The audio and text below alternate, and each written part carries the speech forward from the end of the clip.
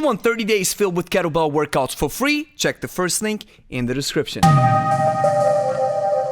Grüezi miteinander, Gregory von Lebe Stark here. Before I get to the nitty-gritty of what I've learned, it is important for you to understand that there's maybe certain things in this video that you don't like or that you disagree with. This is totally fine. At the end of the day, I think there is a certain contradiction between conventional wisdom that is taught about kettlebells online or offline and a conventional wisdom that you will acquire when you start working with regular, normal people who have never heard about a kettlebell in their life. Now, the perspective where I'm coming from is teaching regular people kettlebells who walk into the gym, who have never touched a kettlebell or a weight before in their life. And I'm here to help them maybe get rid of their medical afflictions, their ailment, back pain, help them get in shape, help them boost fat loss, help them achieve these beautiful tenets. Proper and strong fitness can serve you, and the tool that I use is the kettlebell. So this is what I've specialized in. So this perspective that I'm sharing you might sound a little bit different than what we normally hear in the kettlebell world. So I hope that you're open-minded, and if you see things differently, please let me know down in the comments. Let's start with number one. You don't need heavy weights. I've just written the order for our manufacturer in China for our own LS kettlebells. And as I was writing the order to restock the gym and put some kettlebells up for sale, I realized the order stops at 24 kg. Yes, we have heavier kettlebells in the gym that we use for farmers walks or fairly heavy swings or heavy deadlifts, but most of the time we stop at 24 kg. People still experience these massive, powerful benefits that the kettlebell provides. One of our clients who started 1.5 weeks ago with us, he lost over a pound, and when I talked to him recently, he said, you know what I love about kettlebell training is the ballistic and the momentum, this powerful element that I haven't experienced before. So here, the job is done, so to speak. He is into kettlebells, he's becoming more passionate, and he's working with the 12 kg, and it is most definitely enough. Now, can you use heavier weights with kettlebells? Of course you can. I just consider the kettlebell as a strength endurance tool, and I think 99% of people don't have to go beyond anything that is 24 kg. Number two, one kettlebell to rule them all. In our gym, we have fostered a philosophy that you can use one kettlebell for all the movements. Yes, you can use a 48 kg for a deadlift and then a 10 kg or 16 kg for a press. I do it sometimes as well. But I want to give the people the most bang for the buck with one weight. So you can do swings, press, squat, lunge, deadlift, snatch with one weight. And if a 8 kg, for example, is too light for a deadlift, you can modify the exercise to make it a bit harder or up the ante and do more reps. And if for a given exercise it becomes a little bit too hard, you do less reps.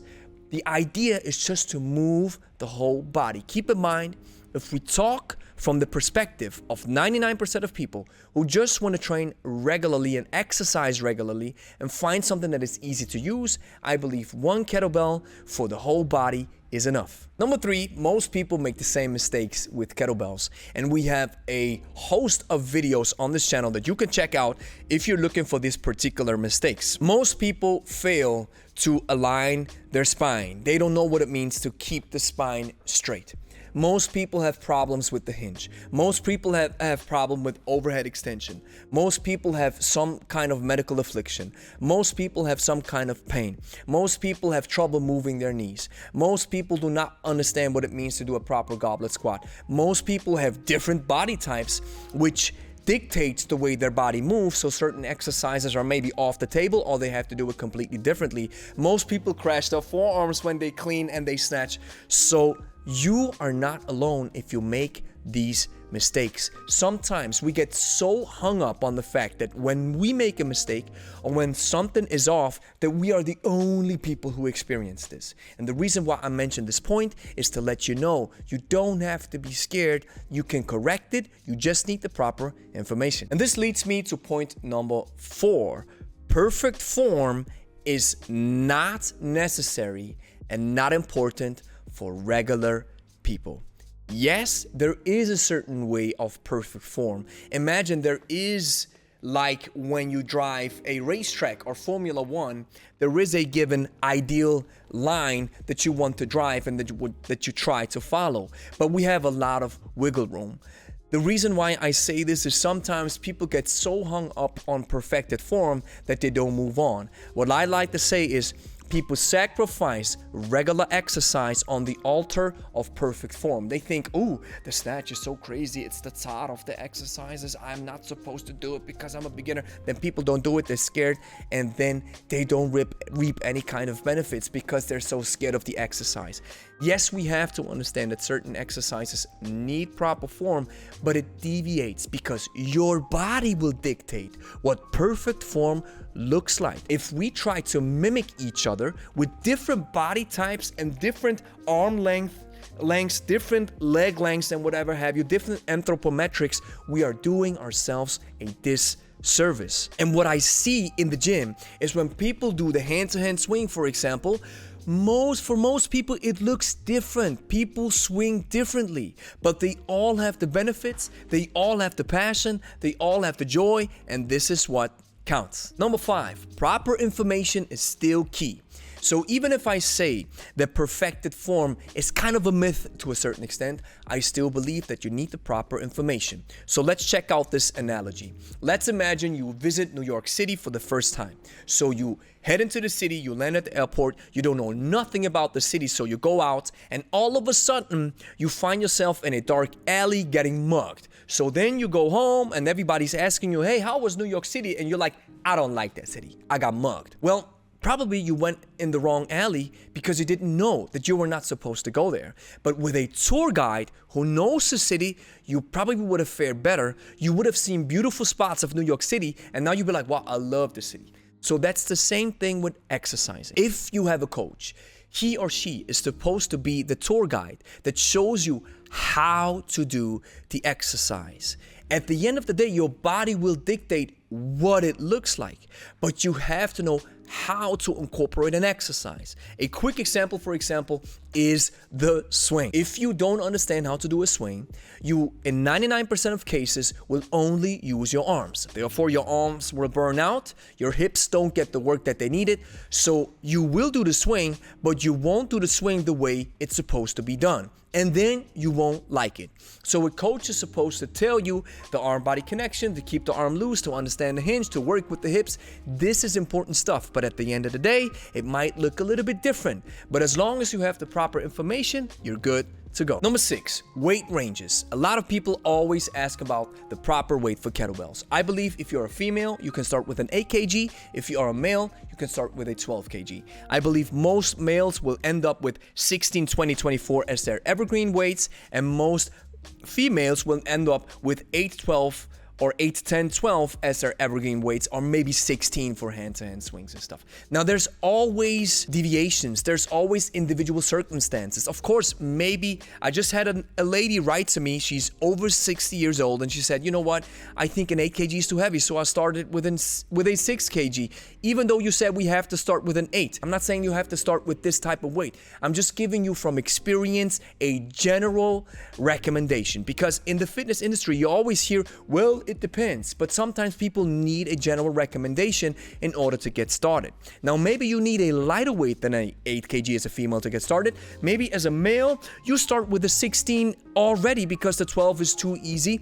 That's totally fine. These are just recommendations. And evergreen weights, I believe, is something that is real. In my case, yes, I sometimes pick up the 28 and the 32, but in most cases, I pick up 20 and 24. Angie, in most cases, she picks up 14 to 16. In rare cases, she jumps up to the 28 and 32 as well. Number 7, you want to stay open-minded. You will experience in your journey so many inputs, so many aspects of kettlebells, especially if you get fascinated and then you dig your heels in and you get all this kind of information. I want to let you know that it's good to stay open-minded, and you don't want to fall into the trap of anecdotal personal evidence. Sometimes people say, well, I have made the experience that for me, I only use a 28 kg for a swing. Otherwise, I don't get the benefits. Sounds a little bit strange, but it might be. 6 billion people on the planet. We all are a little bit different, right? Now, with this anecdotal personal evidence, you cannot go out and teach people and say, well, I've experienced this, so that's the reason why everybody else should experience this. It's always great to stay open-minded and to listen to people who have been working with a host of different people. In our case, we have been working with people from the age range of 6, 7 to up to 80 years old, with females and males, with different body sizes. We have experience with different people. And that's what qualifies somebody to give you proper instruction. And if that instruction maybe goes a little bit against the grain than what you're used to, stay open-minded. And with staying open-minded, I don't want to say that you want to take stupid advice from people without any merit, but you want to listen to differentiating on differing opinions from people with a lot of experience and with a lot of credit. Number 8, regular people don't care nearly as much as we do. What I want to say with this is the following. We in the kettlebell community, as professionals or advanced folks, we're always in this kind of space where we talk about different people or talk about where the kettlebell comes from, talk about styles, talk about stuff, talk about technique, talk about form, and then we heckle each other and then we jump on each other's throats sometimes. And you know what the plain reality and truth is? People who walk inside the gym have never heard of Pavel, have never heard of a kettlebell, have never heard of a swing, have never heard of anything. The kettlebell is still new. Yes, to me and you, it's maybe old news, but to 95% of people on the planet, it's new news. It's brand new news. So we are the ones who want to help them seep in slowly and easily without being too dogmatic. I think especially for trainers, this is good news because people walk inside the gym with a blank slate. They don't know anything about kettlebells. So instead of touting a perfect exercise or a perfect coach, help them find the perfect exercise for them and help them discover passion and love for kettlebells. Which leads me to point number 9. Experts most of the time disagree with each other. And right now, I want you to check out this powerful podcast that I had with Dr. Michael Yesis, who's a legendary biomechanist who worked alongside Dr. Yuri Verkhoshansky, who's also an OG in the sports performance world. He said the following: most people and most coaches want to prove their point instead of drawing from a collective body of knowledge. Maybe this collective body of knowledge does exist, but most of the experts are here to prove their point. I want to prove that kettlebells are awesome. You want to prove that barbells are awesome. Somebody else wants to prove that the swing is awesome. I want to prove that the clean and jerk is awesome. So instead of trying to prove our point, why not listen to each other, sit on the table, take points from everybody, and then add to this collective realm of knowledge. And number 10, the kettlebell is only a tool. We use dumbbells, barbells, prowler, body weight, balls, fixed barbells, and kettlebells in our gym. Because at the end of the day, the kettlebell is only a tool. And even if you like it, I love the kettlebell. I'm passionate about them.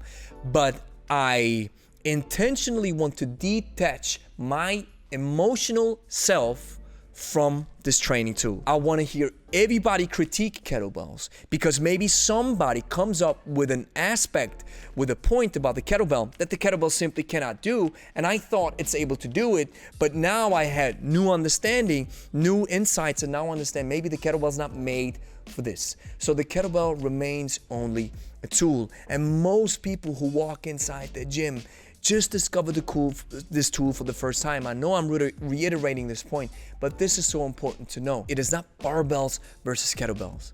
It is regular exercise versus a sedentary lifestyle. And it doesn't matter how you achieve it. So here's the next step that you have to do. Like the video, consider subscribing, share with a friend, and then go watch this video. This video right here teaches you all the proper fundamentals from a movement perspective when it comes to kettlebells. Maybe the algorithm showed you this video, you're like, ooh, I like this dude and I like kettlebells. Well then, you gotta watch this video right